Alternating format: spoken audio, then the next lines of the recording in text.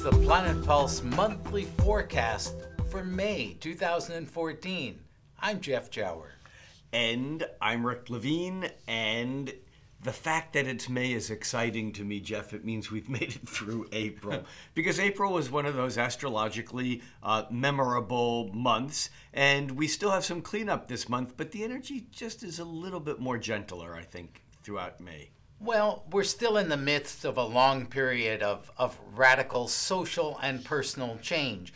But instead of things being triggered by the planet of war or aggression, Mars, this month it's lovely Venus who gets to pull the trigger. Well, it is, but it's not really a trigger. It's a silk scarf. What happens is that on May 2nd, Venus moves into Aries, one of the season starting or cardinal signs.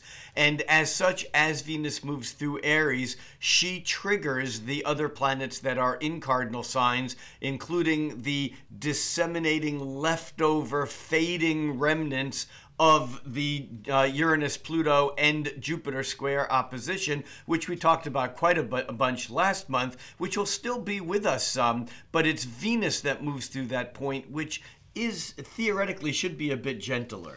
Yes, and particularly because Venus is the key ruling planet of the sign Taurus, where the sun is for most of this month.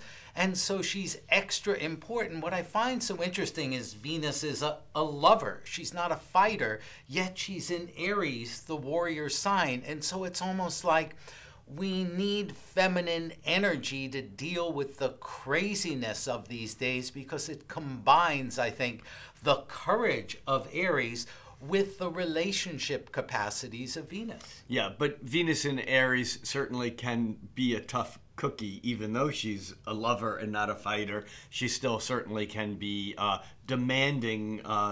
She can be, assertive enough in Aries to get what she wants. But I think the other thing here that's important is that Mars, which has been retrograde now for nearly 2 months, on May 19th, Mars, which has backed all the way up into mid 9 degrees of Libra, Mars makes a turnaround and begins moving forward again. And in a way, that's hope for Mars to regain some of the power that perhaps he gave up as he was pulling the energy inward. Well, yeah, Mars, the warrior planet, the ostensible key ruling planet of Aries, the planet of assertion and aggression, sort of Venus's consort and counterpart. Mars entered Libra, the diplomat's sign, last December. And the impulsive nature of Mars, the spontaneity and the immediacy and the self-interest was blunted in this relationship sign.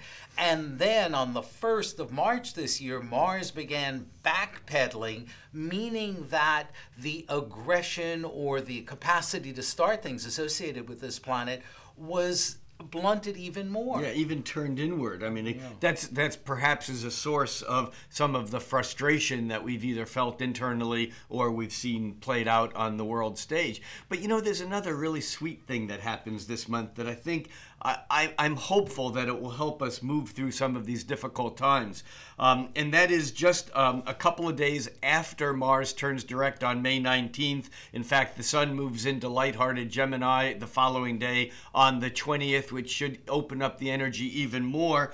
But on the 22nd through the 24th, we have an interesting play that brings back up the watery, emotional energy with a sense of being able to ground it and give ourselves some real foundations. Well, we're going to find some framework in that the two largest planets, Jupiter and Saturn, Jupiter the principle of expansion, Saturn the principle of crystallization, they form a harmonious trine in water signs. And what that represents is a sort of good judgment, strategic awareness, just an intuitive big picture sense of where things belong.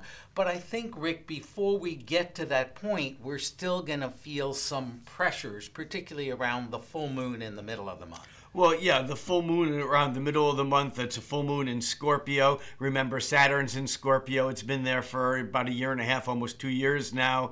And as this full moon contacts Saturn in Scorpio, we might feel some of that pressure to come through with the goods. Yeah, and the pressure of a full moon in Scorpio, which is opposite the sun in Taurus, is pressure about values and resources. Taurus is about just having the stuff. Scorpio is about having to measure, be accountable for, and using stuff, whether that stuff is emotions, money, whether it's energy, resources. And this full moon in the middle of the month, I think, really challenges us to be clearer and prioritizing about where we want to spend the resources of time, energy, and money. And if we do, we're rewarded with Mars turning direct, the sun moving into Gemini, and then on the 22nd, the moon moves through Pisces, creating a temporary grand water trine that we talked about earlier, with the moon in Pisces and Jupiter in Cancer and Saturn in Scorpio, really kind of humming the emotional stability that we may be seeking. And then on the 24th, Saturn and Jupiter that you mentioned earlier form that exact trine, and this is the third and final repetition of a pattern that was established last summer in July, came back into being in mid-December, and in some ways we could benefit by looking back and seeing where it was in our lives that we were seeking emotional stability, because this would be the time to push for that. So during a month that's primarily dominated by the sun in Taurus, which is about stability, but as Taurus's ruler Venus is in punchy Aries, triggering off some of the more volatile energies that we have, clarifying values, I think, is a key issue. And as you pointed out, Rick, not only that Mars direct, but the Jupiter-Saturn trine sort of suggests that our philosophical grown-ups return. That whatever the crises are on a smaller scale, we have a greater capacity to understand the big picture. And as you pointed out, maybe looking back to last summer and the end of last year will remind us of what the most important things in our lives are about. I'm Jeff Jower. And for Planet Pulse, I'm Rick Levine.